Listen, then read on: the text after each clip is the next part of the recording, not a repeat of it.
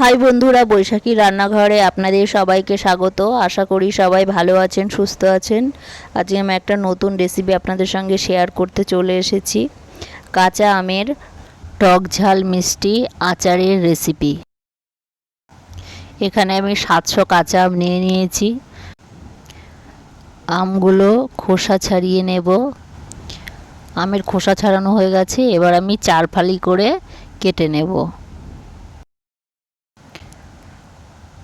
আমগুলো সব কাটা হয়ে গেছে, এবার আমি জলের মধ্যে ভিজিয়ে রেখে দেব।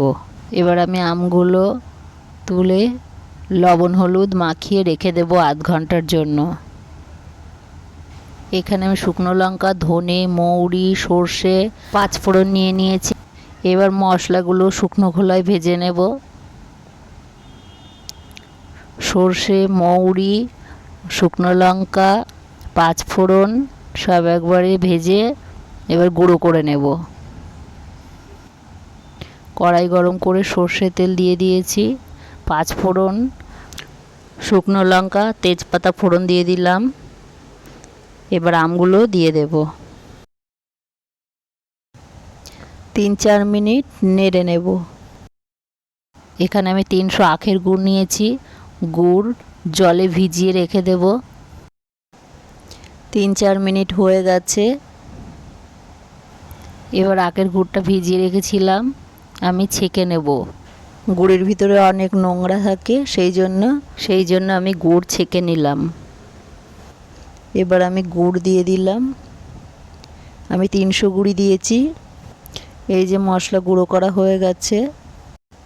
আমি 300 গুঁড়ি দিয়েছি, বেশি গুড় দিইনি, কারণ এটা টক ঝাল মিষ্টি আচার হবে। এবার ভাজা মশলার গুঁড়ো দিয়ে দিলাম। 3-4 মিনিট ফুটিয়ে নেব। দিয়ে এই যে টক ঝাল মিষ্টি আচার তৈরি হয়ে গেছে। এবার আমি নামিয়ে নেব। এই দেখুন, আমার কাঁচা আমের টক ঝাল মিষ্টি আচার তৈরি হয়ে গেছে। এই রেসিপিটি আপনাদের যদি ভালো লেগে থাকে একটা লাইক, কমেন্ট এবং প্রচুর শেয়ার করবেন। এবং আমার এই চ্যানেলে যেসব বন্ধুরা নতুন, সাবস্ক্রাইব করে দেবেন এবং পাশের বেল আইকনটি প্রেস করে দেবেন নতুন নতুন রেসিপির ভিডিও পেতে। আপনারা ওইভাবে বাড়িতে তৈরি করে দেখুন, আপনাদের কেমন লাগলো আমাকে জানাবেন। আজকে এই পর্যন্তই, আবার অন্য কোনো দিন অন্য কোনো নতুন রেসিপি নিয়ে চলে আসবো।